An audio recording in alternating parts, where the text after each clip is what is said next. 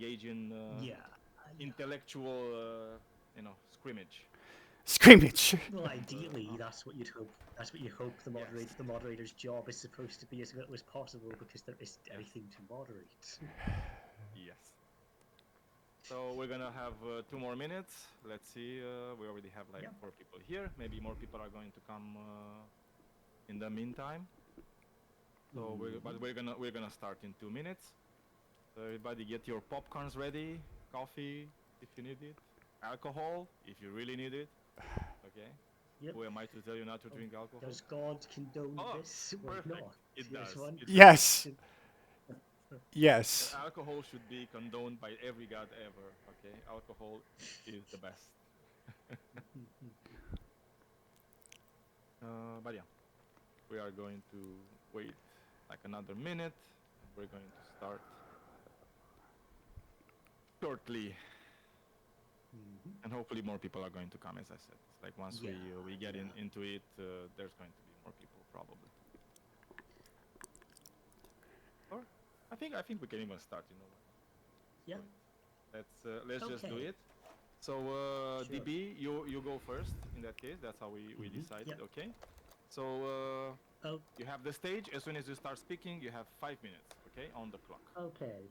So, for anyone who has just joined us, the initial statement proposition was that God does not solve objective morality, a statement which I agree with. I also believe that God exists, but he does not solve objective morality because we do not derive our objective morality from God in any meaningful way unless we want to make the extremely elementary argument that the process of theistic evolution created us as moral creatures, but that doesn't really tell us what that morality should be. Um, and one reason that we know that we don't garner objective morality from God, or regardless of what God we believe in, is that every single religious text on earth contains examples of God or gods doing monstrous things. We have the Greek myths where Zeus will rape everything that moves. We have the Bible where the flood is ethically dubious at best, and certainly the attacks on the Amalekites, what happened after the Battle of Jericho, and other similar issues are not things that we would condone as moral to do. And if we want to say that God was moral doing those, well, we're carving out a special niche for God, but a niche which doesn't extend to humans. And when objective morality for humans is allegedly coming from God, the idea that it's moral when God does it, but immoral when we do it, seems to defeat the entire argument. Now, that doesn't mean that God and religion can't be relevant to morality. God and religion can be a very strong foundation for a positive moral claim or a command to do good. But what God is doing in that situation is he's not giving us, he's not the source of the goodness or often even the morality. God is used as an amplifier for a belief that we already consider to be moral, or he is used as a defense mechanism to defend a belief that we already believed was worth defending.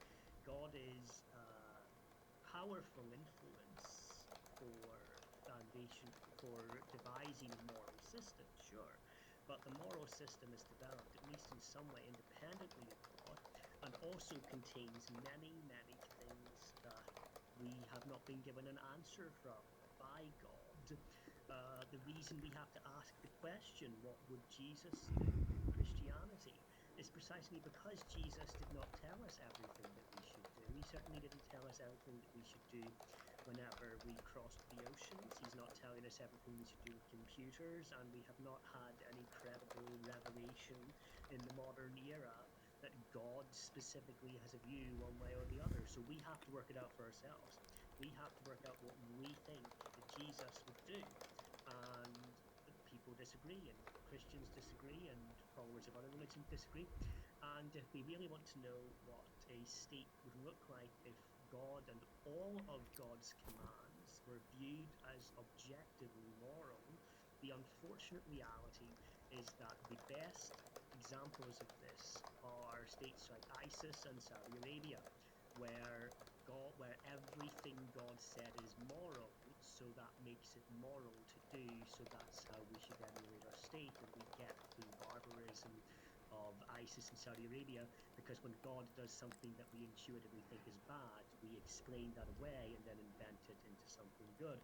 And there was also, just to close, there was also a very recent study published at the end of last year now by Madeline G. Reinick and Marissa Heinfis Solomon in the journal Cognitive Development. Children deny that God can change morality. A selection of children interviewed aged 4 to 6 already had relatively strongly developed moral theories, particularly on issues such as lying. When they were introduced to the idea of an omnipotent, all-powerful God, they could readily accept the idea that God can create changes in the physical world, or a God could create a universe. The idea that God can change morality to turn wrong right and right wrong was something that was rejected even by children, and I think it's something that we should reject as adults. And if we reject that as adults, that God can determine right and wrong, even if we intuitively disagree one way or the other, then we reject that God solves objective morality. And I will see whatever time remains. Yes, that's it. I was about to tell you. Scott, you have the stage. Whenever you start speaking, 5 minutes for your opening remarks. Okay. DB has stated that God does not solve objective morality, but there is no solution for objective morality other than God. And the Bible itself has told us this many times. Christ, in his own words, said, "There is only one who is truly good, and that is a Father in heaven." So he actually corrected someone for calling him good, because only God is truly good. Now, you've said that we do not derive objective morality from God, but the Bible tells us differently. If you read the Bible, it's actually said that Christ, or the Father, as they are supposed to be one, placed upon us, in our hearts and in our minds, their commandments. And he spoke those commandments to us and said, these are the two greatest commandments, that you would love God with all your heart, all your mind, and all your soul, and that you would love your neighbor as yourself. He said that was what summed up all of the law and all of the prophets. That is what is written inside of us according to the Bible. Now, you mentioned the floods, the Amalekites, and Jericho as potentially being horrendous acts. And in this day and age, viewed through the lens of what we now view as appropriate, it may seem that way. But look at it from a grand scale and say, maybe these people were so inequitous that had they been allowed to continue to spread, it would have brought down all of humanity and spread much more suffering and pain. And so the humane thing to do was to remove these branches as was needed to make sure the vine as a whole, which is humanity, grows as God intends. Now, you say that God and religion are a positive moral claim, but God is not the source of the goodness or often the morality. This is directly conflicting with the Bible. To argue that, you must be arguing the Bible is wrong, because we know that all goodness comes from Father. The source of everything is Father. Without Father, there is only nothing, right? There is nothing at all, and then Father comes and creates everything else. All good comes from Father. You've stated that God is a powerful influence for devising a moral system, but that is taking God and treating them as though religion is a thing and God is the result of it. That is not the case. God exists, and religion was created originally to try and follow God. Now, has it gotten away from that? Does religion have other issues? Absolutely. But it is not a moral system to believe in God. Believing in God is,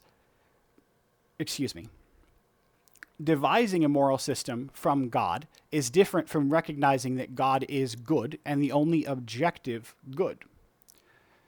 You state that we need to ask what Jesus would do because we don't have all the answers, but the reality is we do. Christ gave us all of the answers. He told us exactly what we needed. Anything that isn't in there and isn't covered by what he said is something which is allowable, but should be used in context with moderation. Looking at your claim that all of God's commands cause ISIS and Saudi Arabia type situations. Look, if you pervert the word, right, and then you use it as a religious text instead of using the actual words of Christ, yes, you can create a lot of bad. But the words of Jesus were not that at all. Jesus did not say it was ever appropriate to raise your hand against another, to act in violence, or to act in any way that wasn't loving. The point you made about a recent study and rejecting that God can start objective morality, I didn't follow. Could you restate that point? It was right at the end, right before you got stopped. Sure.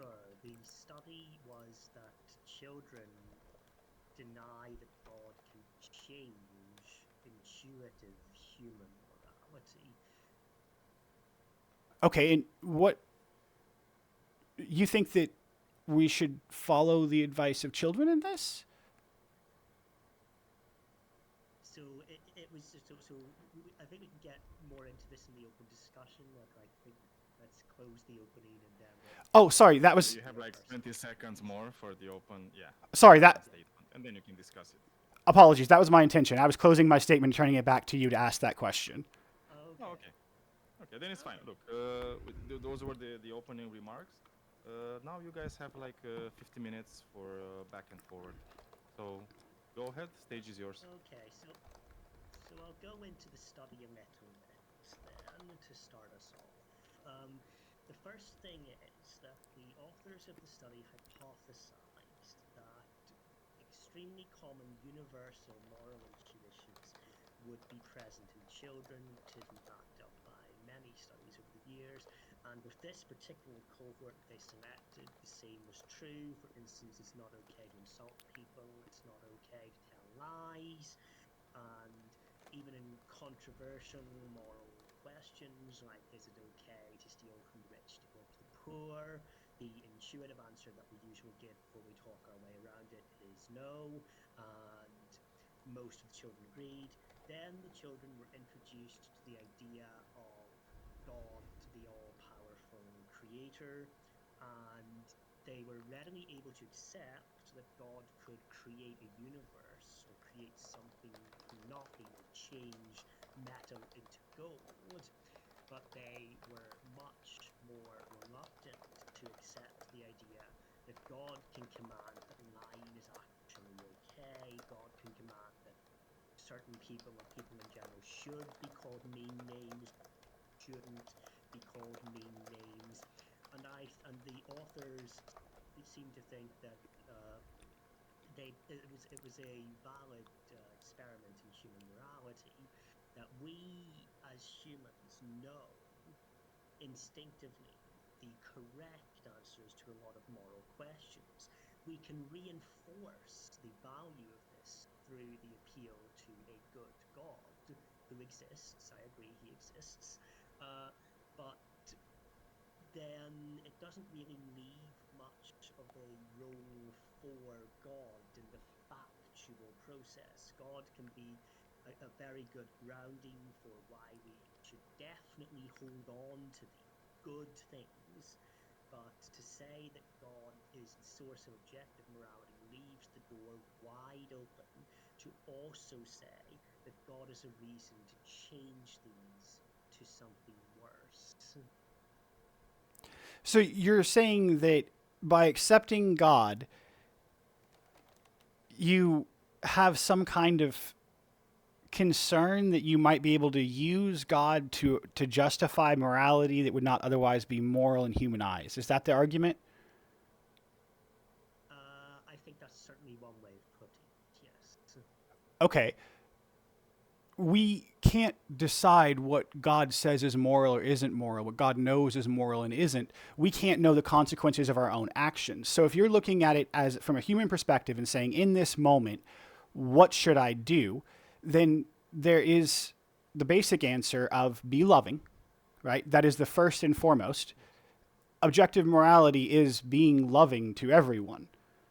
And when you start with that base, which comes very much from the Bible, then there is no, it's okay to be a liar, or it's okay to call people names or anything of that sort. You wouldn't be being loving to them, right? You can't justify immoral behavior through morality. But lots of people, Christian and non-Christian, do exactly that. I agree that the golden rule taught by Jesus is a very important rule. I agree. There's also similar rules in many other religions. But the problem is that many religions, including the Old Testament, which seems far more relevant in American Christianity than British Christianity as a whole, what would you say to a theocrat who wanted people to be put to death for gathering sticks on the Sabbath because that's what the Bible says? Well, we would point out very clearly that the Bible, the Old Testament, points to the coming of Christ, who is the Messiah who gives the light to the darkness, right? And then we would go to the words of Christ and see what Jesus had to say about that. And Jesus was crystal clear on how we're supposed to treat each other. Be loving, be kind, don't hurt anyone, don't do bad things. Violence is not the answer. Don't punish people. I mean, there's nothing in Jesus that would support the behavior of some Christians, right? And so that becomes a conversation of their religion may allow certain things, but their religion doesn't necessarily derive directly from God, right? If they aren't following what Jesus said, it's not discussing God anymore. We're discussing religion. Yeah, so I mean, I agree that Jesus and the Gospels are by far the most important books in the Bible, but I think if we're going to locate objective morality with God the Father, how do we deal with the fact that commands such as stone children who disobey their parents to death in a public square were allegedly spoken by the same God? Somebody says that is also moral because God also said that. How do we respond? Yeah, so if you're asking about things that happened prior to Jesus, the answer is very clear. Jesus is the light who shined into the darkness. The times before Jesus was present on this earth were dark. Everything was very, very dark. People were doing horrendous things on a daily basis like it didn't even matter. Like, oh, we're going to go whip someone and stone them to death because they didn't wash their hands before they ate. Like, what? It's obviously immoral, and that did not come from the Father. The Father didn't cause those things. Humanity did. We, in our darkness, in our ignorance of not knowing Father, did a lot of bad things. And then Father came and said, no more, children, no more. He said, look, love is it. Love is what I've been telling you from the beginning. That is the message from heaven. That is what Father wants you to know. Love. Be loving and always act in love.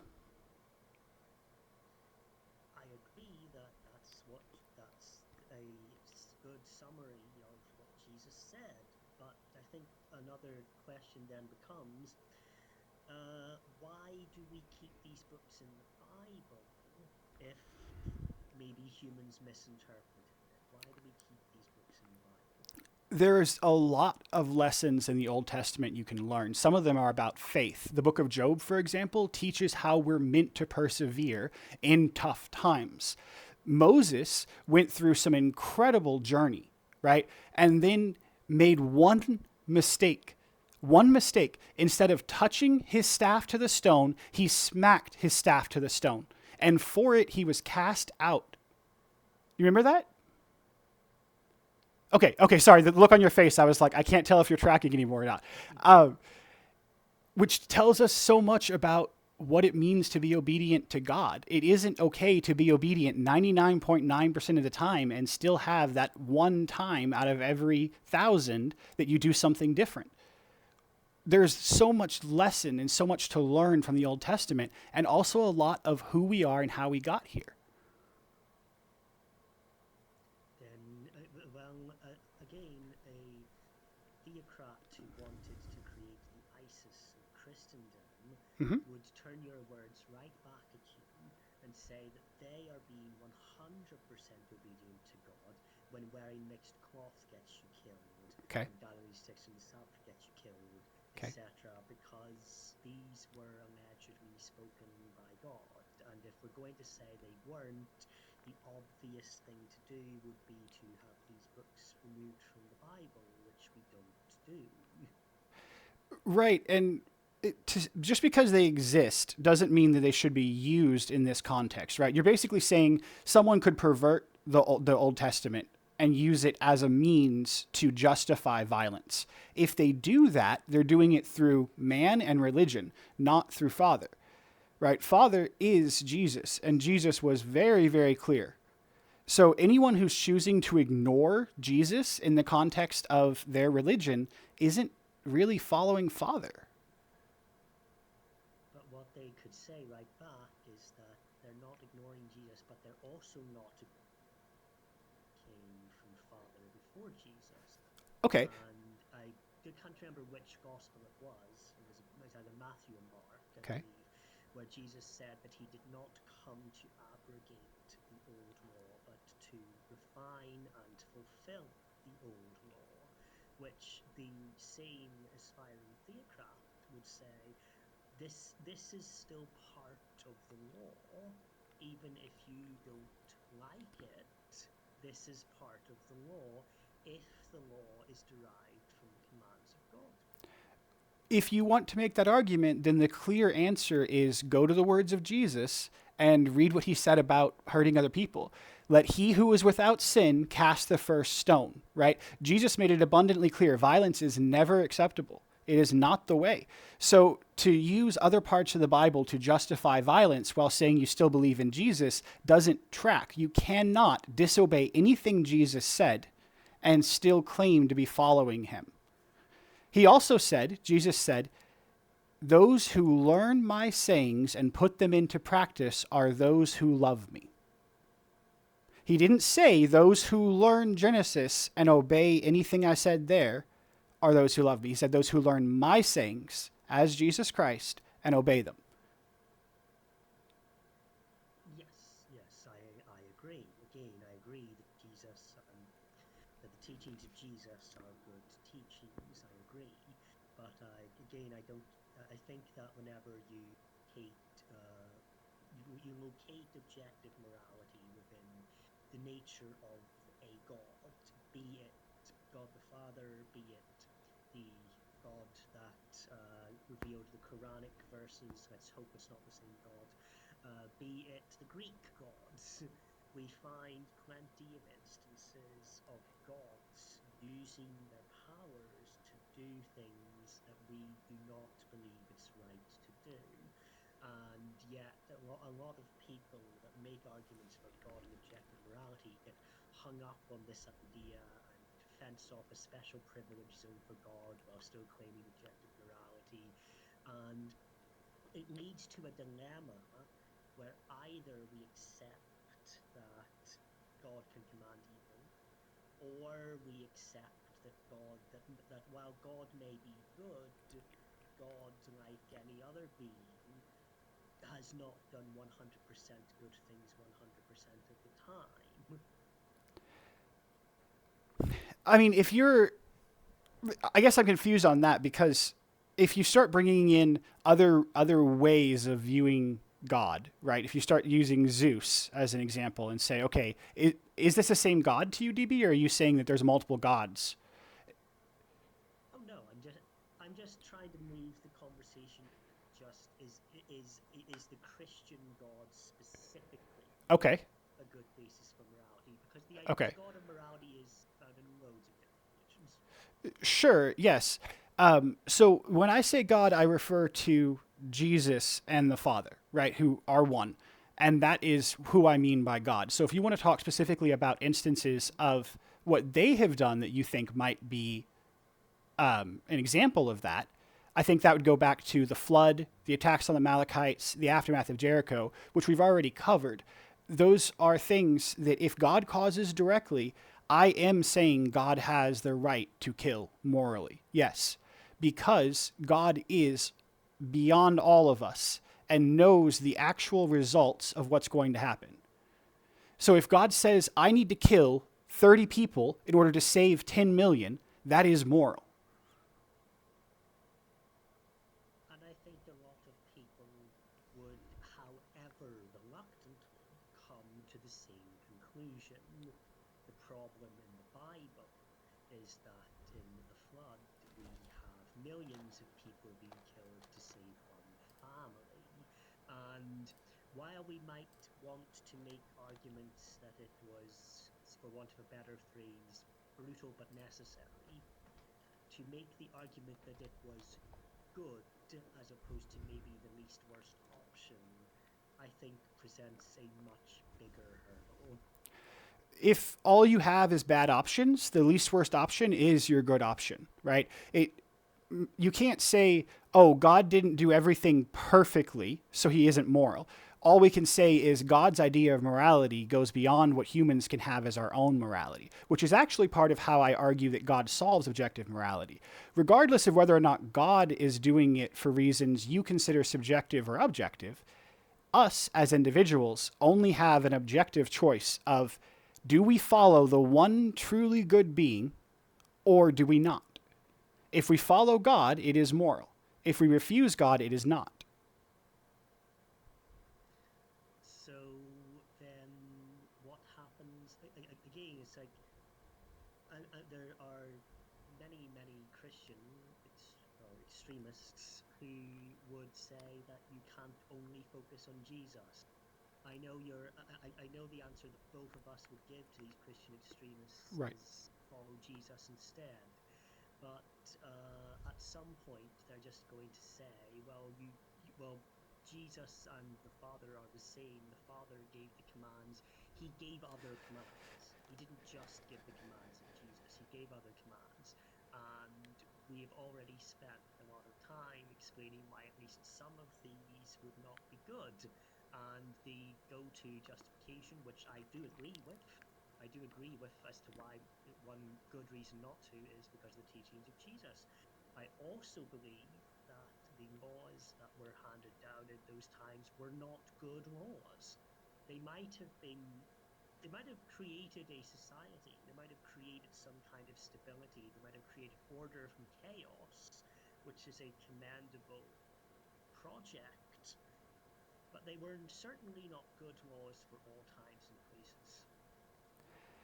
If you're referring to the 10 commandments, I disagree. Those are good in the vast majority of circumstances. Deuteronomy, Leviticus, that kind of stuff. So that I don't believe came from prophets. Are you claiming that it did?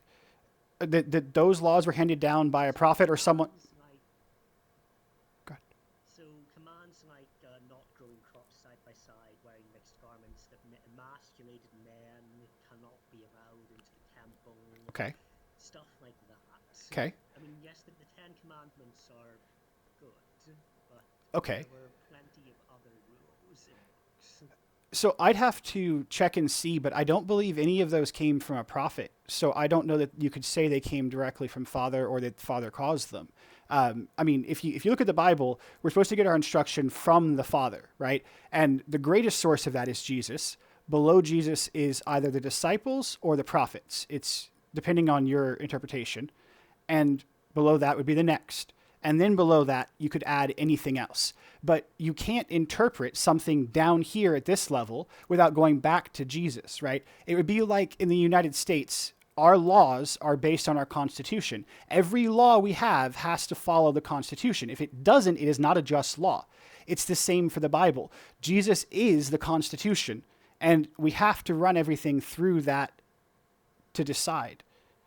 Sorry, I got distracted reading text. My bad. What if someone says that Jesus is the president and God the Father is the Constitution and God the Father gave other commands, that while Jesus didn't go against them, he didn't abrogate them, so they remain part of the law? again, I think it's a question that torpedoes the idea that the Bible as the whole thing is the basis of morality, or a credible basis of objective morality, as opposed to, say, the teachings of Jesus.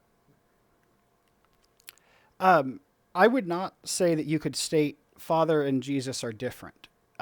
Jesus said that I and the Father are one. And that is a very bold claim for someone who spoke words so very carefully, right? I mean, Jesus' words have held up for 2,000 years and still make a lot of sense and track in everything today. They can guide you through your entire life, right? Which is where part of this conversation also comes down to, DB. If we hold this as an intellectual concept, we can discuss it one way. But in reality, I know, and I assume you know, that when you follow the words of Christ, you derive or you receive personal relationship with Christ, right? It isn't a maybe God is real or maybe God isn't. It's you start a faith journey and you learn that God is absolutely real and absolutely in your life, right? Do you feel that way? Well, I believe that God exists, yes, but I believe there is a possibility, however small, that we may be wrong. Oh, I see. Okay, so okay. That is different from my perspective. When you are someone who actually follows the words of Christ, right? Like you go to the Gospels and you study the words of Christ and you follow them, it's not a maybe, it's not a possibility. It is Father shows up in your life and you will see him and you will know him and you will have a personal relationship. You will be sure God is absolutely real and you'll understand so much of what God was doing and saying. Now, if you're talking about why are these old commandments still there and can we get rid of them? The commandments from Leviticus aren't commandments. Christ said, you teach for doctrine the commandments of man, right? He told this to the Pharisees and the Sadducees for a reason, and it applies here too. Those were not the doctrine of God. I agree, but I think there's a major problem that we have to grapple with. Particularly in Christianity, we have to grapple with how many Christian pastors spend lots of time on the pulpit condemning LGBTQ people because of one verse in the Old Testament, Right. which may have been a mistranslation. So I mean, it's like, if this was one crazy cult leader somewhere saying this, I would absolutely agree with you about its relevance to morality and to the Bible. But this is a far from fringe view, and that's a problem. And I'm wondering if it really is as easy to dismiss as both of us wish it was. Yeah, and I think that the answer to that is Christianity right now is not following Christ. Christianity is trying to follow the Bible, and that is a huge mistake, right? Christ is the one who came and said, this is the truth. This is what it's supposed to be. And that was only Christ. No one else has given us the actual answers, right? And if you go back to Moses or to any of them, everyone had crisis of faith along the way except for Jesus. Jesus never, ever thought, I don't need to do this, or someone else will do it for me.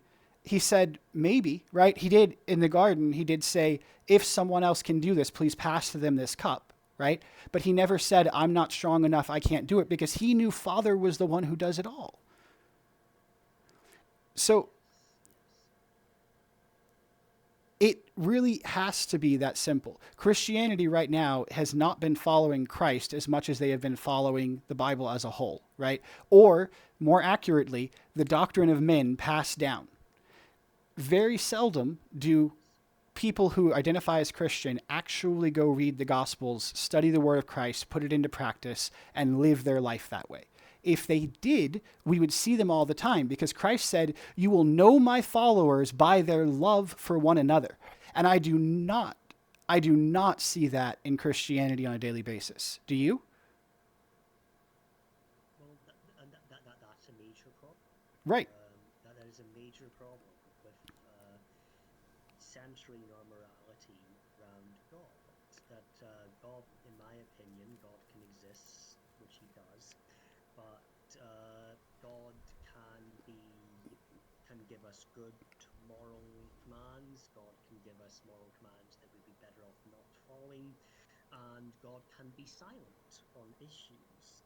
God, for instance, has not weighed into the debate on whether AI-generated art is ethical, for instance, nor has he weighed in on, for instance, when journalists should issue retractions or whether Claudine Gay committed plagiarism. And I think it would be very hard to find a biblical justification one way or the other for any of these examples. So while I disagree. the commands of Jesus are a very good starting point, they're not everything.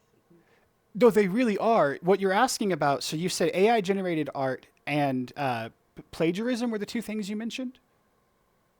Yeah, Claudine Okay. Gay, or when should a journalist report a story being misleading? Sure. When they're treating others as they want to be treated, that's a very clear answer for themselves, right? You can look at it and say, hey, I printed something that maybe wasn't accurate, and now I know it isn't accurate, so I should retract it. Or it didn't do any damage, it didn't harm anyone, and it's close enough to the truth that this one fact doesn't make a difference. Maybe I don't need to retract it.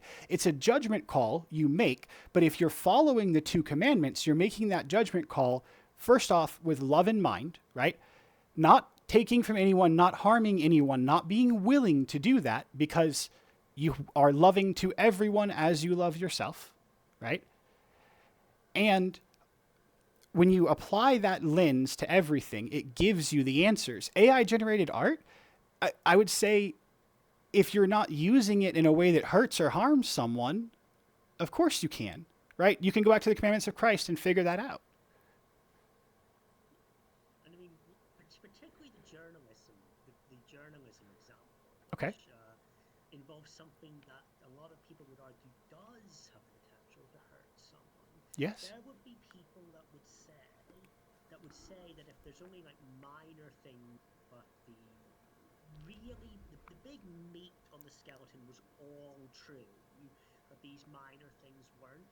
Some people would say that the minor things not being true causes harm to the people involved, so it should be retracted. Other people would say that a journalist who makes mistakes, having retractions on their record all the time, harms them and would come to different conclusions based on the same issue.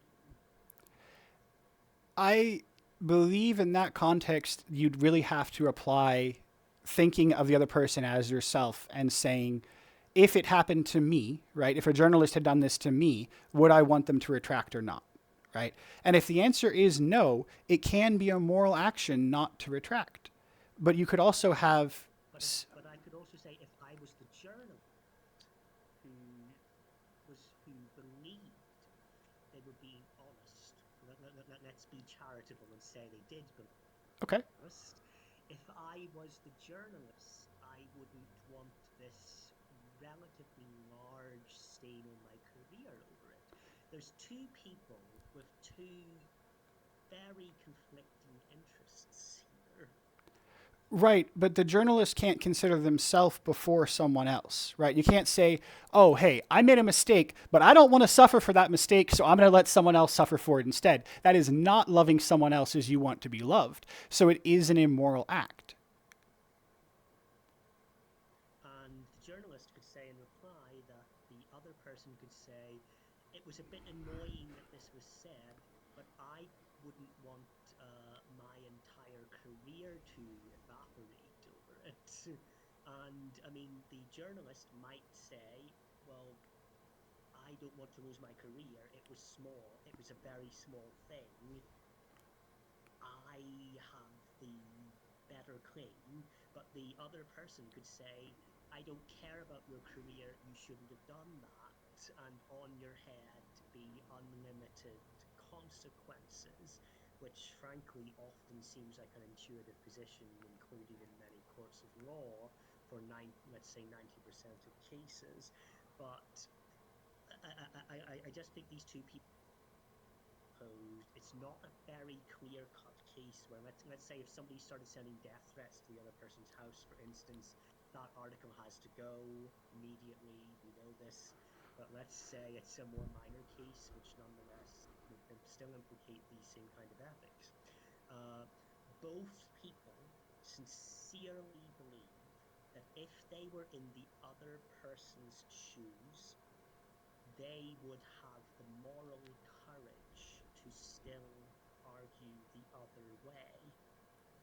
And they might, well, depending on who the people are, one might be right, two might be right, or two might be wrong. But again, it doesn't guide us to one right answer. It does. And I don't know if you think that's a problem. Does there have to be one right answer or not? Well, in this context, there is a right answer. Are you acting lovingly or not? If you are the kind of person, so let's say you're the journalist and you say, I wrote a story about Scott and I got some details wrong. Well, for one thing, we need to figure out what those details are and what the consequences are, right? Because if this is something major, it's not even a conversation to have. If you wrote that I had murdered 12 people, right? If you wrote I'd murdered 12 people and I had not murdered 12 people, you would need a retraction, right? But if you wrote I murdered 12 people... Right, but if you wrote I murdered 12 people with a Bowie knife and I actually did it with a hunting knife, I don't care if you retract it or not, and it doesn't matter, right? So if the detail has an impact and it's negatively affecting another person, then you as the journalist have on you, on your conscience, whether you acknowledge it or not, the weight of what you're doing to another person. And the only way to be free from that is to fix it. But at the same time, a journalist who follows Christ is not worried they're going to lose their career or anything else because they are not worrying or fretting at all. They are relying on Father to provide for them in everything, and they know that black marks on their record aren't going to change a damn thing about who's in control and who's making everything happen. Well, so you touched on a very interesting point there about what you said at the end, that it's not going to change who's in control, making everything happen. So surrendering everything to the will of God. Now, that's certainly a good way to view certain events in your life, but does it not potentially stifle human initiative and our best use of the free will which God gave us to believe that we aren't...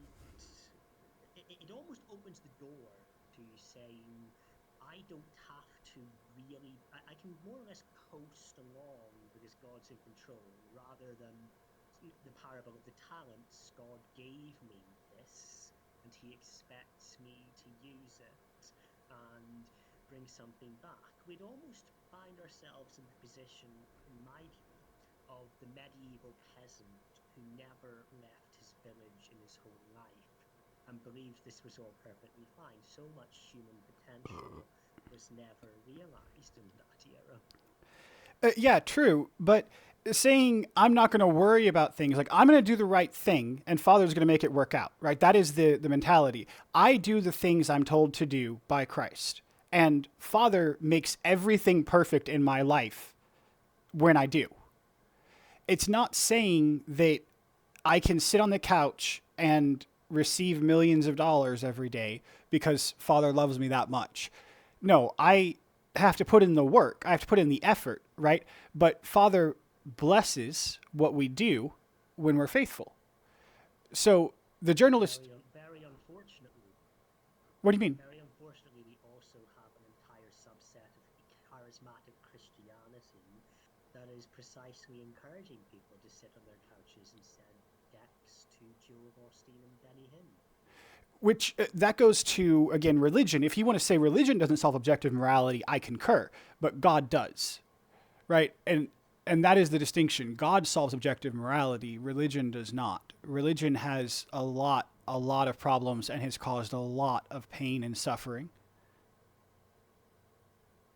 And well, part of the problem with God solving objective morality and religion not solving objective morality is precisely the disconnect.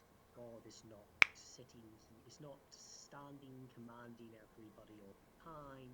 He reveals himself on occasion through prophets and then goes quiet. And I don't think that's a problem personally. I just find I find it funny whenever people are like, why doesn't God do some big massive thing today? Well, the last time God did, he created Christianity. That was a pretty big deal. So I don't have a problem with God not. But I do think it does leave us in a precarious position that apparently God solves objective morality, but the religions that are based on what God said end up with all the problems that don't solve objective morality. So we end up in a bit of a pickle. Well, it's not actually true to say religions based on what God said don't solve it. They do. It's that religion as a whole is taking the entire Bible, much of which was written by man, passed down by man. I mean, most of the Bible, the Old Testament, was verbal for a long, long time before they started writing it down, right? Oral traditions change and grow with each storyteller. So there's a lot to get into there. But if you're saying God,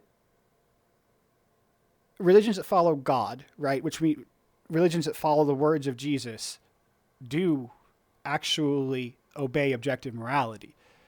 And I just don't think we have a lot of those right now to choose from.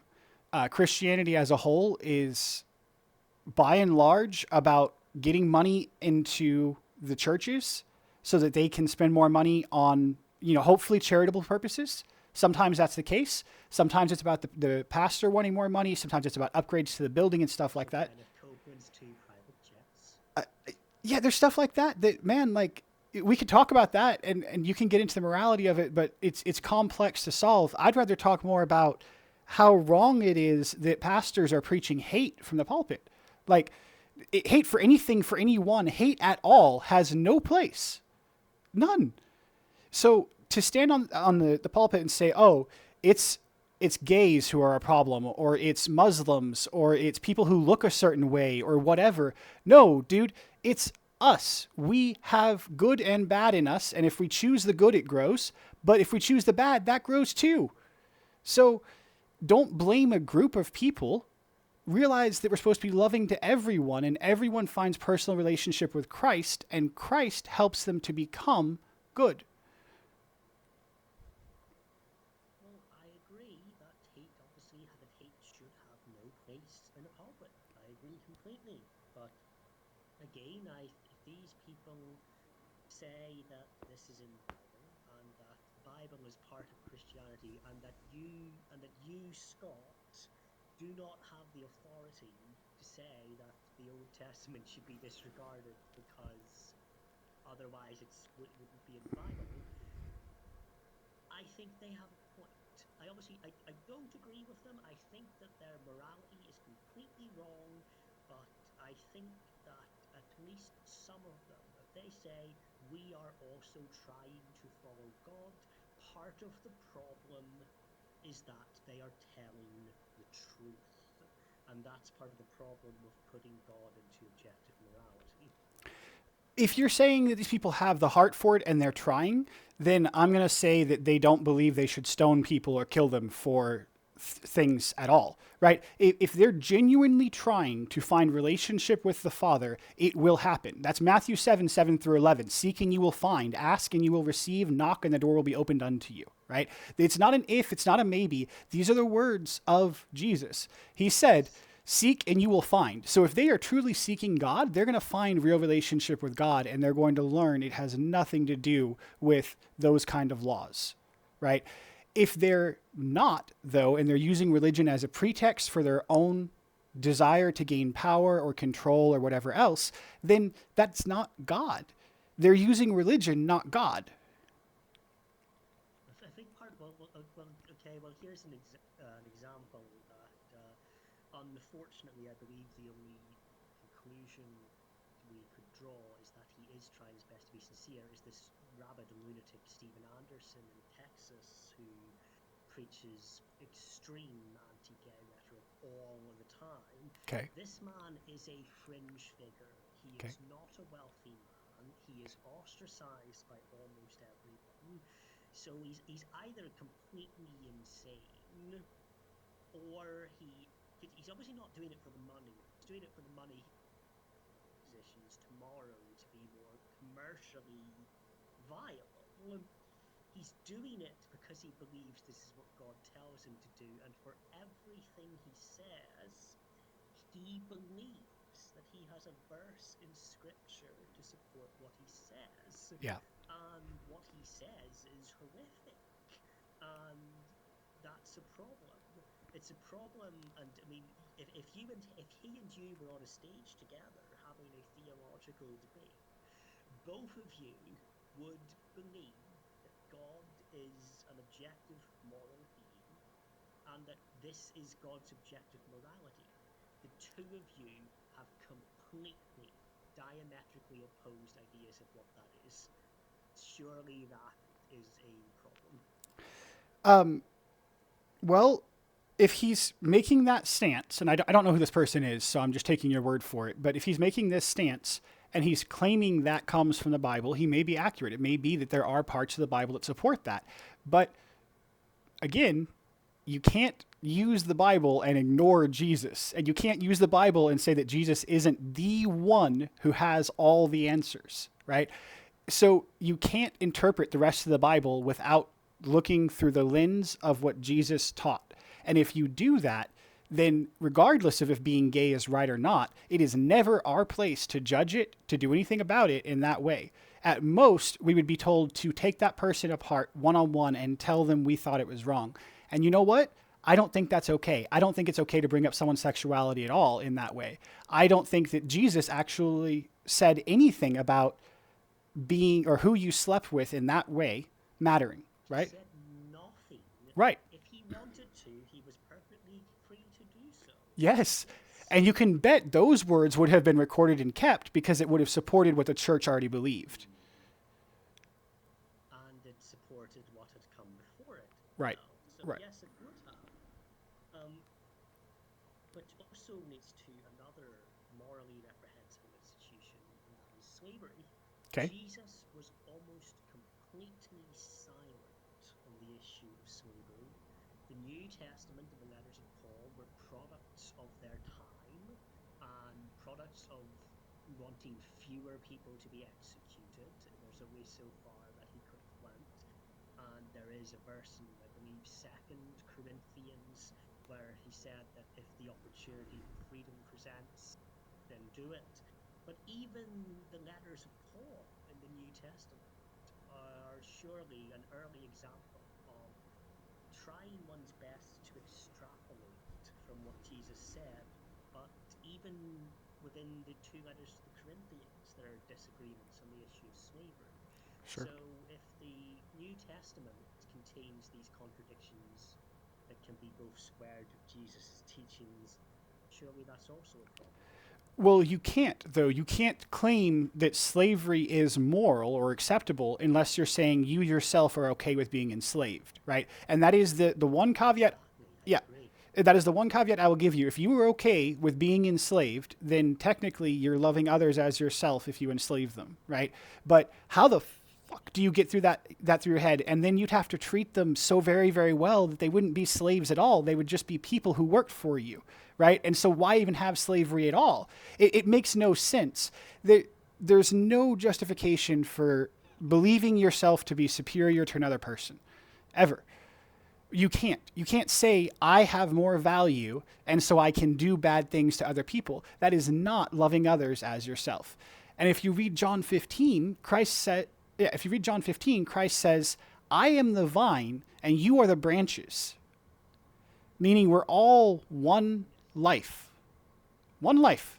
So if you enslave other parts of yourself, that's pretty freaking stupid and horrible. There's no way that's moral. And Jesus made that clear by saying, love others.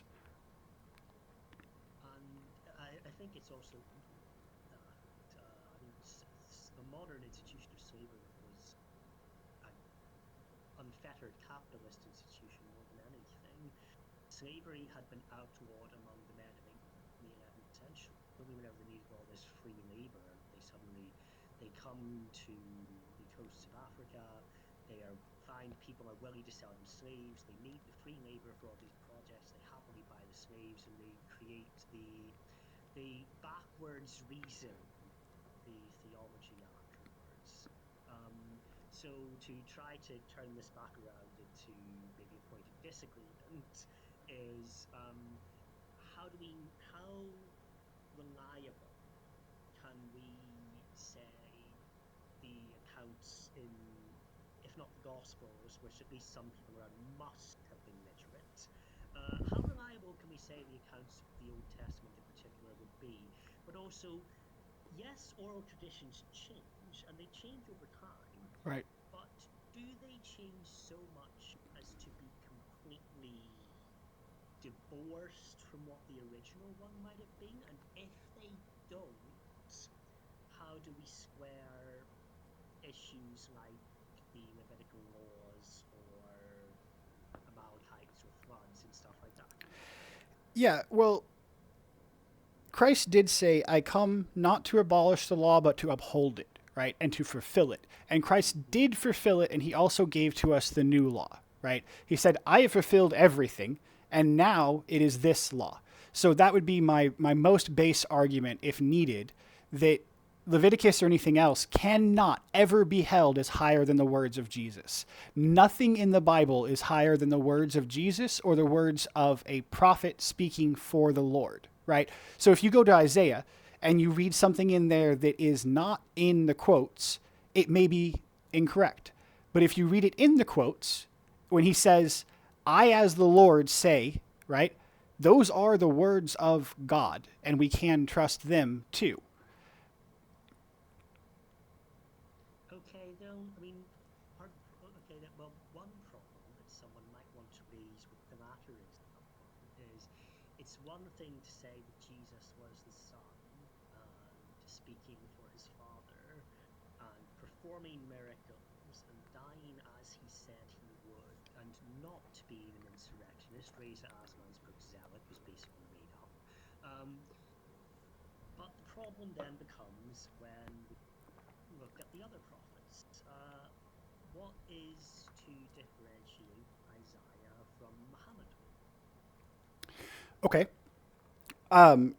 Do you want to get into whether or not Muhammad is a prophet? But No. okay. Because part of the thing could be neither of them. Well, okay, that doesn't track though. You can't claim that Isaiah wasn't a prophet because everything he said came true.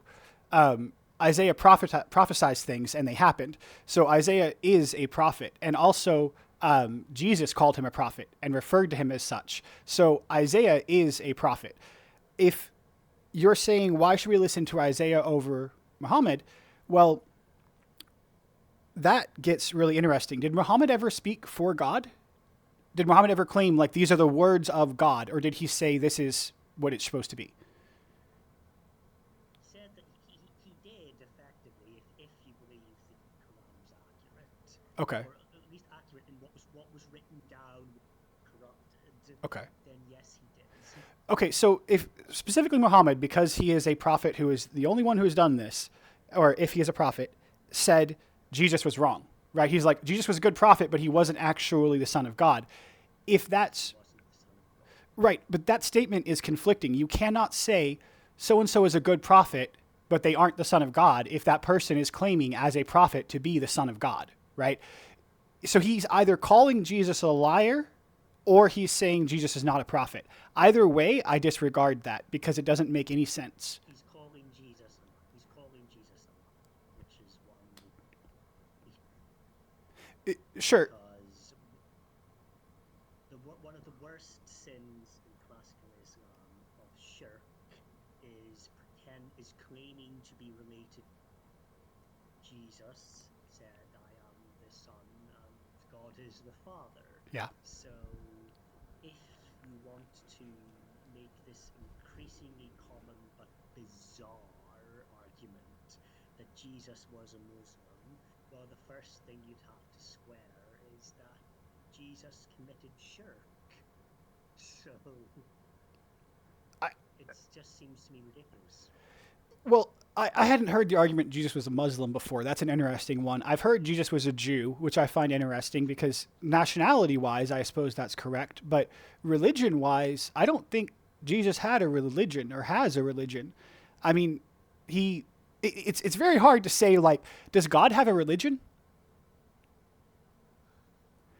That's a whole debate. We could have that discussion for an hour. I think what we could say on that is that Jesus was, especially in his early life, very much part of his religious community, which was Jewish, and compared to the Sadducees and the Pharisees, it was quite a conservative, back to basics style of Judaism in terms of his early theology and his criticism of the Pharisees and how they made a big show of donating to the poor and made everybody know they were fasting and everything like that.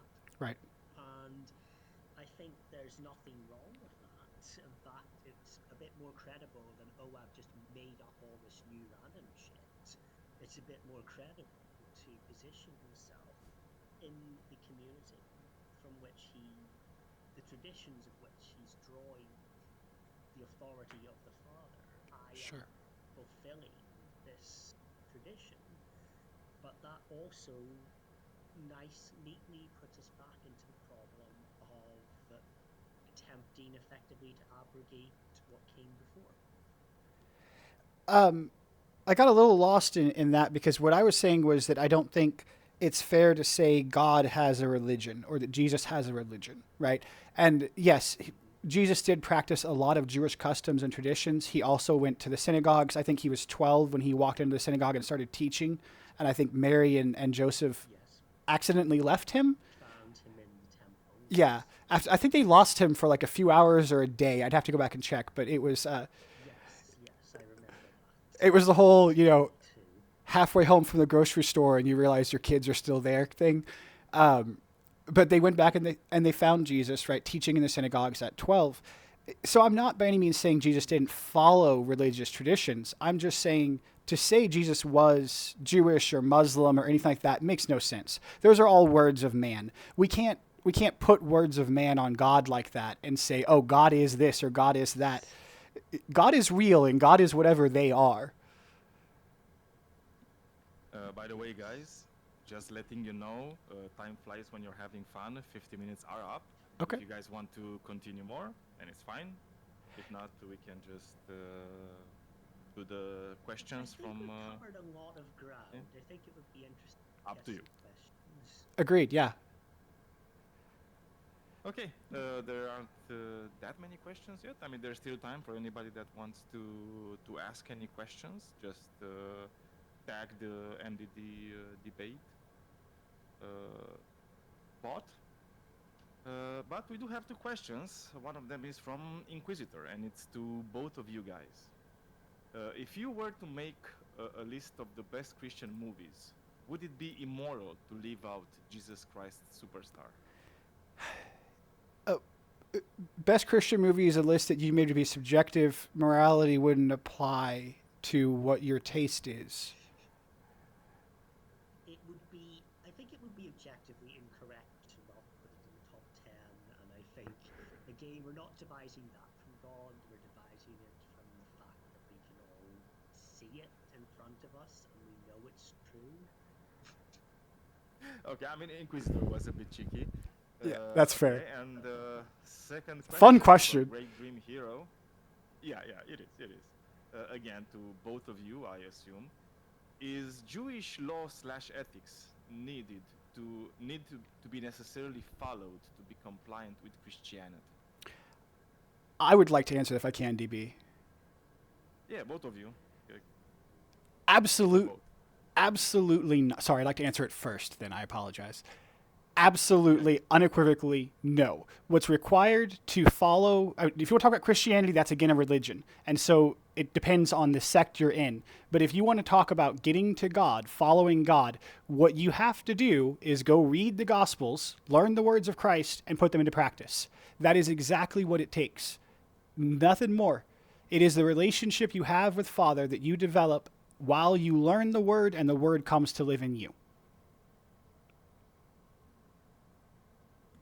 What about you, DB? I agree that you absolutely don't have to follow Jewish customs. They were big, made tradition, but I also think that one of the things is precisely because there were such debates even close to the life of Jesus, and people would have known him or known the apostles personally, and still having these debates really makes it hard to say there's some objective. Yeah. Well, and you can also look at Paul and forgive me, I've forgotten who else was there, but there was a point where they decided what the Gentiles had to do, right? Like they decided the parts of the law to pass on and the parts not to. And it was basically them deciding it. There was not even a mention of like, Paul stopped and prayed and got divine guidance. It was like, Paul was like, you know what? Let's just, tell them they shouldn't have sex too much. It'll be fine. So to think that like the old Jewish traditions and laws are still what's important, really, it just doesn't track with Jesus. Okay, good answers. Another question just came up from Festive Ghostly, again, for both of you. Do either of you see tradition over scripture as true, and why, if you do? Who wants to go first? I think that no Christian leader should openly contradict his own scriptures and try to say that's true. But I think one of the reasons why tradition and apostolic succession in the Catholic Church is valuable is precisely because human society has already changed so much, and it's not a new thing. That having a point of authority that we can hopefully trace all the way back to St. Peter is a good thing to have, and it also has stopped the spread of charismatic Christianity in the Southern Baptist Convention and other major Protestant denominations, especially in America and in parts of Africa, like that Kenyan death cult, would never happen in Catholicism, precisely because the strong hierarchy and a tradition that's respected and has authority behind it as well is a major part of theology. That's an interesting point, DB, and theology itself is also separate, right? Like theology and religion are one thing, and they're largely derived from man and the things we can see. God is something altogether higher and different, which is why I would say I do not see tradition over Scripture ever. So when I look at the words of Christ, I'll point back to the same scripture I used earlier. Christ said, "You teach for doctrine the commandments of man." Right? And he said this to the Pharisees and Sadducees to condemn them for what they were doing, because it is not okay to teach tradition as though it is the way we have to live. If we do that, then tradition changes slowly or not at all over time, and growth as a civilization is stunted. Tradition is useful for some things. Traditions in terms of how you live your life, right? You want to have a Christmas tradition? Go for it. You want to eat, bagels every Tuesday morning, go for it.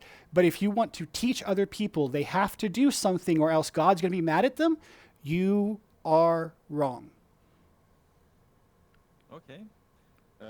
Another question from the side chat from Averome. What are your responses for those who don't consider Paul's letters as legitimate? I do believe he is referring to the six letters that are considered unauthentic. So for both of you. I think that it is a more complex question. Where I think we both agreed that the gospel is a but I do believe there is a lot to commend the theses within the letters of St. why they've survived and authoritative. But your mic is kind of cutting off a bit, DB, by the way. So I don't think. At the same time, it clearly shows that there were early church, even among people who were better placed than us to know the direct words of Jesus and his apostles, which is a problem for the arguments that we're trying to make tonight. I actually disagree with that. If you read the way Jesus spoke to the disciples, most of the time he was saying, I'm literally here with you, and you still don't see who I am, right? Like, I'm literally talking to you, and you're not getting it. So the idea that disciples would be more advanced in their knowledge than other people of the time makes sense on average, right? But the idea that the disciples actually had it right, I give Paul credit for his faith and for the things he was able to do. I do not claim that he knows anything Christ didn't, and I don't think that his words should be taken to adjust our understanding of Christ either, because Paul would never have wanted that. Like, can you imagine going up to Paul and saying, hey, yesterday you said something, and I'm going to use that for why I'm not going to follow Jesus? He probably would have slapped you and said, what the hell are you doing? Call you an idolater. Yes. Yes. So whether or not those 6 are accurate or not, if you glean something from them that helps your walk, that's great. But don't let anything in it detract you from Christ. Paul would not want that at all. I believe, and DB, you actually seem the kind of person who would know this. I was told Paul was crucified upside down. Is that true, or is that just a myth? I heard that was Peter. Oh, Yes, it was Peter, by the way. It's, supposedly have been crucified upside down. It's not, Gotcha. It was not Paul. gotcha. Is it known as fact, or is that like something we just commonly believe? It's alleged. Alleged. Okay. That's why I haven't found like proof. Yes. Okay, so again from Averroes, which he says is more like an expansion on the previous question regarding the Pauline letters. Again, it's for both of you. What responses do you give when dealing with people who only believe the red letters and ignore that which Jesus didn't say directly?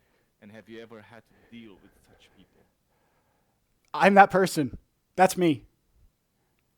That's me. Go on. No, I'm saying that's me. You have to deal with yourself. Okay. Yeah, absolutely. You read what's in the red. You read what Christ spoke, because those are the words you know are 100% true. And then you can look at everything else and you can be like, does this fit with Christ or not? And if it does, then maybe at least part of it's true. But if Christ didn't say it, it wasn't important to your salvation. I would just say, if you're comparing, like if you're a faithful Christian and you have Jesus on one side and Paul on the other side, it's a no-brainer as to who you pick. Yes. And you can go down that logic route with everyone else in the Bible, except for Father himself, of course, which Jesus is Father, so that's confusing. But Moses didn't know more than Jesus, and he is one of the highest prophets. No. I mean, Moses is respected in all Abrahamic religions. They hail him as usually as a saint of some kind, right? Like, he is known as a very respectable prophet, and he failed a test from God and was cast out for it. He also would not tell you to listen to him over Jesus. For Jesus. No. I don't think there's anyone in the Bible who would. Maybe Solomon. King Solomon, there are some things said about him that maybe, but I don't know. Okay, and last question thus far. From Inquisitor, again, he is expanding on his previous question, and again, it's for both of you. When compiling a list of best Christian movies, would you exclude Jesus Christ Superstar? If not, what would you say to those who would? Well, I wouldn't. Apparently, he really loves the movie, so... And to those who would, I would really have to ask them what their criteria for best are. It was extremely well done. It was entertaining. It was reasonably reverent. I don't know. I'd be interested to see what movies made the cut against it and hear the case for those. Yeah, I haven't seen it. I don't watch a whole ton of movies. If you want some recommendations, The Shack is an excellent Christian book, and the movie is pretty good too. Okay, you need to fix that, Scott. Okay, you need to watch Jesus Christ Superstar. Otherwise, Inquisitor is going to be. He is an Inquisitor after all, so Fair. You're never going to expect the Inquisition. Okay, just saying. Oh God. Okay, that seems to be about it. Those are all the questions. Thank you very much, guys, for tonight. And if you want, we can move to the after show stage and have some more fun over there. Thanks very much for the conversation. It was very enjoyable. Yeah, this was great, DB. I really appreciate it. And Daniel, thank you for hosting. I appreciate you taking the time. Also, of course, the audience, thank you guys so much for coming and watching. Oh yes, yes. Because eventually, I don't know, guys, if you guys saw it, eventually Hannah managed to come here. He saved us, and he actually managed Yeah, to get the event notification actually out. going, right? Yeah. So that was good. That was good. I think we'll need to look into that because I wasn't Yeah. able to start the event either. Nobody was. Yeah. She As had I a said, there's some things where only Hannah and Anathema are actually able to do some things It didn't sometimes. used to be, so I think we'll need Yeah. to Yeah. reconfigure. Yeah. I noticed she There are some issues. had her moderator shield when she was in here, so maybe that is all it is, just a setting. Yeah, Well, I mean, and we Inquisitor didn't- has his moderator Yeah. shield. I probably have it, and I Inquisitor, wasn't come able up to do for a it. moment. Come up, Inquisitor. Stand on the stage. He raised his hand. Because I don't have my shield. Daniel doesn't have a shield. I want to see if Inquisitor Okay, has a shield. let's invite him to speak. Can I drag him? Yeah, who knows? Who knows? It's like the Lord works in mysterious ways on Discord. Can. Great to be Can. Absolutely. Very fun, DB. Very good conversation. Okay, now Inquisitor is here. Oh, he's here, but still No shield. no shield. For Inquisitor, there's a problem. Yeah. There's a problem here. You guys got demoted. Yeah.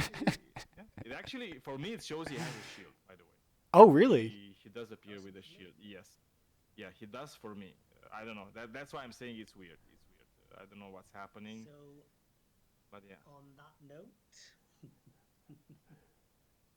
Okay, thank you very much, guys. Have a thanks very much. nice rest of the evening, and till You next too. time. You Sounds too. good. Hope it's not too late. Well, I mean, it's almost 2 a.m. here, but it's fine. I'm used. Yikes.